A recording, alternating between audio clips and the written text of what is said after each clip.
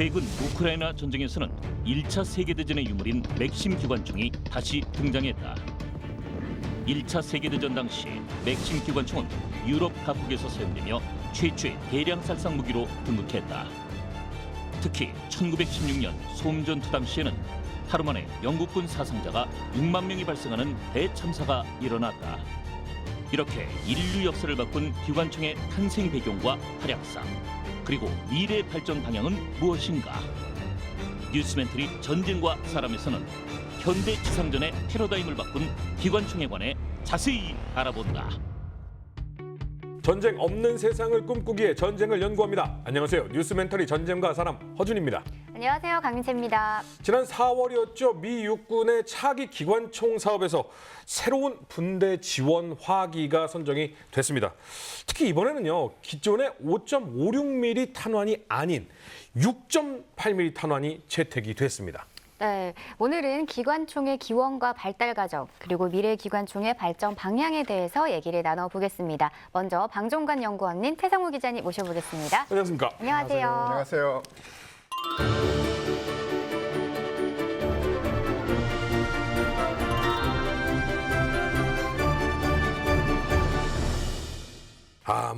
사실은 대한민국의 남성이라면 거의 모든 분들이 총을 쏴보셨을 거예요. 성인이시라면 군대를 다녀오셨으니까.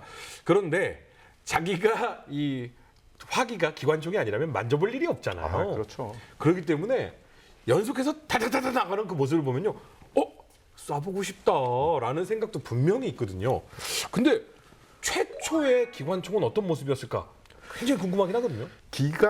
현대적인 기관총 전에 어떤 존재들이 있습니다. 그 존재부터 살짝 한번 알아봐야 됩니다.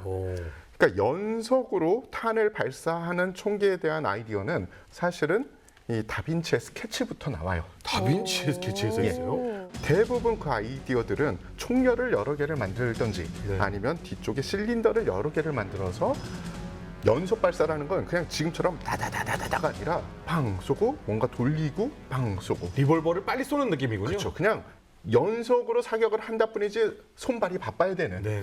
그래서 기관총이라고 이야기하긴 그렇지만 연사가 가능한 화기. 그래서 연사 화기의 시대가 있었습니다. 그래서 그 시대에 어떻게 보면은 정점을 찍었던 무기 체계가 바로 캐틀링건. 캐틀링건 들어보셨죠? 네, 캐틀링 들어봤어요. 캐틀링 하면은 사실 사람의 이름이다라는 건 많은 분들이 알고 계실 텐데, 그럼 이 캐틀링이라는 사람이 원래 이 총 개발하던 사람인가요? 엄밀하게 말하면 리처드 조던 캐틀링은 이제 의사 면허증을 가진 발명가 이렇게 볼 수 있을 것 같습니다. 예. 그러니까 조금 이상하지 않습니까? 의사는 사람을 살리는 직업이고. 그러니까요. 총은 사람을 죽이는 건데. 네. 그러니까 말입니다. 그래서 쭉 추적을 해봤더니 이제 이분이 기관총을 개발하는 자기 목적을 편지에 남긴 기록이 있습니다. 그 기록에 보면은 남북 전쟁 당시에 이제 캐틀링은 인디애나주의 인디애나폴리스라는 도시에 살고 있었습니다. 북군 지역이었습니다. 교통의 중심지고 철도가 지나가고 있었는데 매일 역에 나갈 때마다 전장에 투입되는 병사들, 전장에서 부상당해서 돌아오는 병사들, 시신으로 이렇게 돌아오는 병사들을 보면서 아예 총을 한 사람이 100명분을 할 수 있는 총을 만들어버리면은 전장에 들어갈 수 있는 병사들이 100분의 1로 줄지 않겠느냐 이런 생각을 하게 된 거죠. 근데 아이러니하게도 이제 현실은 사실은 이제 병사들이 100명 들어갈 병사들이 한 명으로 주는 게 아니라 이제 100명의 병사들을 10,000명의 효과를 노리는 이런 형태로 이제 발전하면서 캐틀링 기관총이 이제 역사상에 등장하게 되면서 사실 아이러니가 발생한 거죠. 근데 이때 아까 전선에 나가는 병사들이라고 했는데 그럼 미국이 이때 전쟁 중이었던 건가요? 당시에는 남북 전쟁이 한참 진행 중이었을 때고요. 그리고 남북 전쟁 당시를 생각을 해보시면 영화 같은 데서 보셨을 거예요. 병력들이 어깨와 어깨를 쫙 마주한 채로 열을 지어서 라인전. 그죠. 여기에는 총기 발달 그리고 그때 당시에 탄에 대한 한정된 그런 기술력이 들어가 있는 겁니다. 그러면 라인 쭉 써가지고 바바바방 그래서 이 여러 발 중에 한 발 맞추는 이 전투가 게틀링이 나오면 바바바바바 하고 쏠 거 아니에요. 그럼 전투 양상 자체가 달라지는 겁니까? 나오자마자는 크게 이 역할을 못 합니다. 그러니까 지휘관들이 신뢰도를 굉장히 중요시 여기기 때문에 그리고 새로운 것을 받아들이는 것에 대해서 좀 주저하는 경향들이 좀 있죠. 그렇죠. 그런데 지휘관의 입장도 이해가 되는 게 여태까지 우리 병력을 이 방식으로 훈련했는데 갑자기 신무기가 왔다고 확 바꾸기도 애매하거든요. 전쟁이라는 것은 어떤 무기 체계 하나만 그 무기 체계가 전쟁의 성패를 좌우한다기보다는 다른 무기 체계와 어쨌든 협조가 돼야 되고 장단점이 있으니까 또 사람이 그것을 운용하는데 싸우는 방법과 또 연결이 돼야 되고 그렇다 보니까 군 지휘관들은 사실은 그것을 적극적으로 받아들이는데 망설이게 되는 거죠. 네, 그렇습니다. 충분한 훈련 과정이 필요하니까요. 그렇습니다. 네. 네. 하지만 결국 북군은 이 게틀링을 이용해서 상당한 후반은 효과를 봤죠. 버틀러 소장이라는 사람이 바로 그 사람입니다. 이 사람이 12문, 그러니까 이 장군이 12문을 이제 구매를 해서 그 중에 2문을 1864년 피터스버그 전투에 투입을 한번 시켜봅니다. 그때까지는 반신반의했겠죠. 하지만 사용을 해보고 야 이거 쓸모가 있겠다. 특히 적의 이 대열을 무너뜨릴 때나 아니면 기병이 그때까지는 기병을 운영을 했습니다. 기병의 침투를 무산시키는데 괜찮은 화기가 될 수 있다.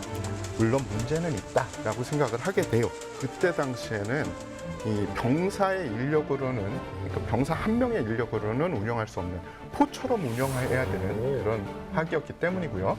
사실상 포병에 소속돼서 포병이 운영을 했습니다. 그래서 이 퍼포먼스를 보면 분당 200발의 발사 속도를 유지를 했고요. 우와. 앞서 말씀드린 대로 뭐 탄이나 일부 문제는 있었지만 충분한 살상력을 발휘해서 그 이후 전투에도 캐틀링건이 이제 점점 쓰이게 됩니다. 근데 사실 이쯤에서 좀 가슴 아픈 얘기를 안 꺼낼 수가 없는 게 게틀링건이 우리 전투에 우리에게 총구를 겨누는 일이 있었죠. 맞습니다. 캐틀링건과 우리의 역사는 어떻게 보면은 악연이 좀 심해요. 네. 예, 동학 농민군을 진압하기 위해서 당시 관군, 그러니까 조선의 군대인 관군이 출동을 했고 또 일본군이 출동을 했습니다. 양측 모두 다 캐틀링건을 운영을 했고요. 재미난 것은 황토현 전투에서는 관군이 농민군에게 패해요. 네. 그래서 심지어 가지고 있던 그들의 주요 무기인 캐틀링건을 노획당합니다. 그래서 이제 농민군의 손에 캐틀링건이 일부가 들어가게 돼요. 근데 서산 전투에서 다시 강군이 농민군을 제압을 하면서 농민군이 노획했던 캐틀링건을 다시 뺏어와요. 그리고 그 캐틀링건, 그리고 중앙정부에서 내려간 캐틀링건, 일본군의 캐틀링건이 이 전주성 전투 그리고 우금티 전투에서 농민군에게 불을 뿜으면서 농민군의 기세를 꺾고 많은 사상자를 내게 되죠. 근데 정말 어떻게 보면 약간 저렇게 쏴도 되나? 텅텅텅텅텅텅텅 이러고 물레방아 돌리듯이 돌리잖아요. 이게 기관총이라고 말할 수 있나? 기관총은 발사되면 다다다다다 하고 나가야 자동으로 나가야 되는 거 아닌가? 다량의 탄을 자동으로 발사할 수 있는 그런 총기는 맥신 기관총이 나온 다음입니다. 우리에게 맥신 기관총이라고 하면 뭐가 제일 생각이 나세요? 저는 러일 전쟁. 그죠? 러시아가 운용을 해서 잠깐만 맥심이 뭐 저기 러시아 쪽 사람인가라고 생각하는 분들도 있어요. 왜냐하면 러시아 이름에도 맥심 뭐 어쩌고 저쩌고 이름이 많지 않습니까? 그래서 맥심은 총기의 반동을 이용해서 탄을 자동으로 재장전하는 현대 의미의 기관총을 그 기관총에 대한 특허를 1883년에 출원을 해요. 그러니까 최초의 현대적 기관총에 특허를 출원한 사람이죠. 기존의 연사 총기인 게틀링이 수동 크랭크인 방식이라면 맥심은 완전 자동 방식으로 이제 탄을 발사할 수 있게 된 겁니다. 최대 발사 속도가 아까 캐틀링건이 200발이었다고 한다면 지금 맥심 기관총은 650발 정도가 됩니다. 오, 엄청난 발전이네요. 압도적으로 빠르네. 자, 그런데 기관총 하면 사실 아프리카에서 적은 병력을 가지고 많은 식민 지배인들을 효과적으로 제압하는 데 사용했죠. 기관총이라는 게 확실히 살상 무기로 확실한 데뷔를 한 게 아프리카 대륙입니다. 슬프지만 1888년 영국군에 의해서 시에라리온의 원주민을 탄압하는데 이제 처음으로 실전에 투입이 됩니다. 그러면 영국군은 좀 생각이 있어서 빨리 기관총을 도입했구나 라고 생각하실 수 있잖아요. 아니에요. 제식 장비가 아니라 지휘관이 원정을 떠나야 되니 좀 효과적인 무기가 없을까 라고 생각을 해서 자비로 구매를 해서 간 무기입니다. 효과를 그 이상 퍼포먼스를 보이게 되면은 이제 그 효과를 인정받아서 대량 구매가 이루어지는 것인데 1880년대는 아직 그 수준까지 검증이 안 된 상태가 되는 거죠. 유럽에서 아프리카 지역에 대한 식민지 확장이 본격화됩니다.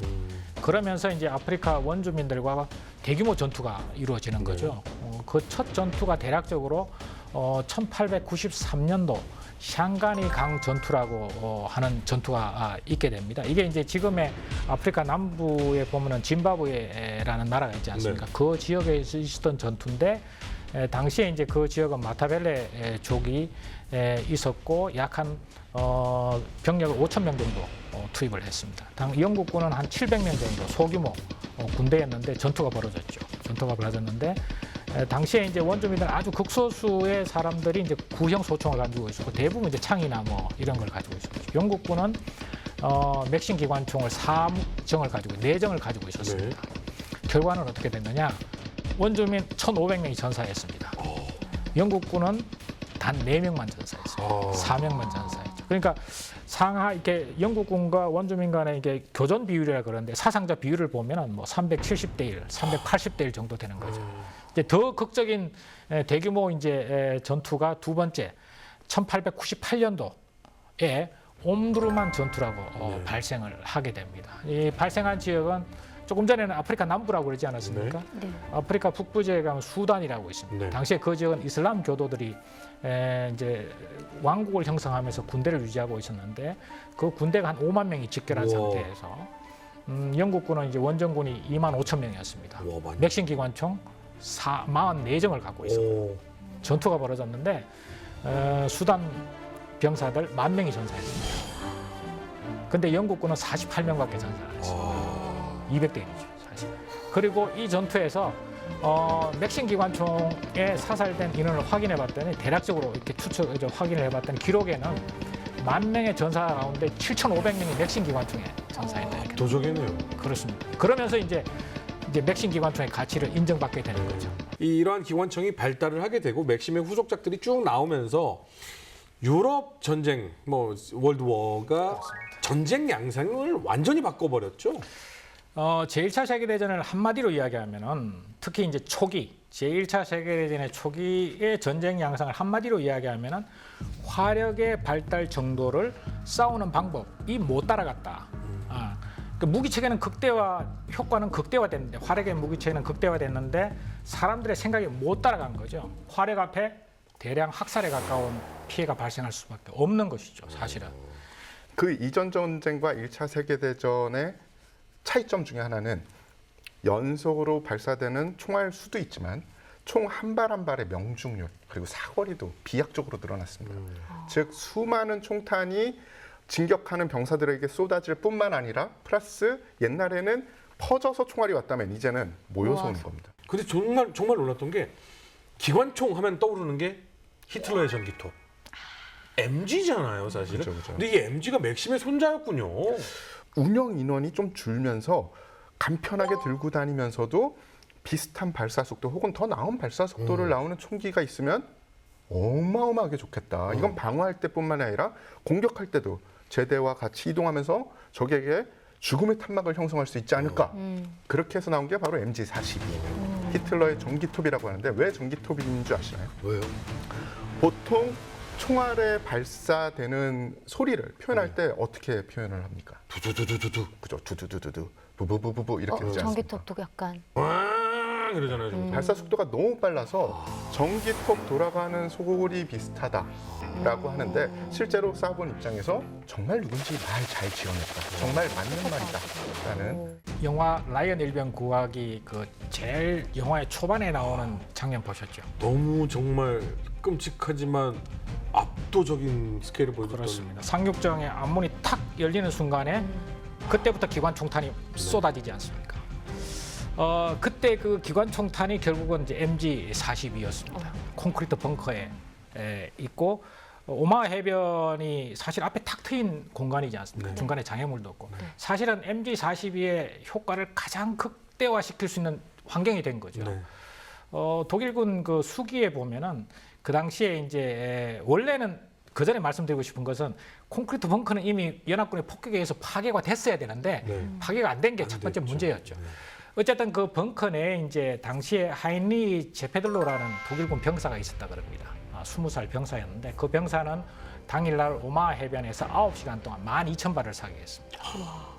거기서 그 MB-42 하인리 제페들로라는 병사가 쏜 12,000발에 희생된 미군 병사 수는 1,000명이 넘는다고 합니다. 그래서 당시에 이제 오마하 해변에 상륙했던 부대 중에 29사단, 미 29사단 16년대 예하 모 중대가 있었는데 중대가 198명이었습니다. 아마 평상시보다 조금 정강됐던 것 같습니다. 상륙작전을 하기 위해서. 198명이 상륙작전 문이 딱 열리고 5분 만에 단 2명만 살아있고 다 전사했습니다. 그래서 이 MG42의 어떤 그 특성, 성능 이것이 효과적으로 성능을 최대화시킬 수 있는 환경을 만나면 엄청난 위력을 발생하는 거죠. 네. 노르만디 상륙 작전 당시에 방어하는 측면에서 참전을 했던 독일군 분대원이 한 증언이 있어요. 우리는 평상시에도 MG42 기관총을 보호하기 위해서 소총수 3, 4명을 배치를 해야 된대요. 그 이유가 왜 그러냐 하면 만약에 우리 분대 MG42를 적에게 노획당하든지 아니면 MG42가 발사 불능 상태가 되면 우리 분대원들이 찢어져서 다른 기관총이 있는 분대에 파견을 나가야 되는 거예요. 그냥 분대가 찢어질 정도로 독일군이 생각하는 MG42는 아주 중요한 무기체계였던 겁니다. 저희가 기관총에 대해서 얘기를 쭉 해봤는데요. MG42가 마치 기관총의 끝판왕 같다라는 생각이 드시는 분도 있을 겁니다. 하지만 기관총의 발전은 여기서 끝이 아닙니다. 다음 이야기. 1861년 최초의 기관총인 게틀링건이 등장한 이후 지상전의 양상은 완전히 바뀐다. 특히 맥심 기관총과 MG42는 세계 대전에서 맹활약하며 기관총의 시초가 됐다.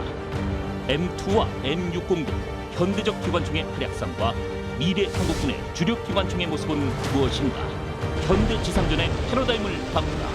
기관총 2부. 많은 시청 바랍니다.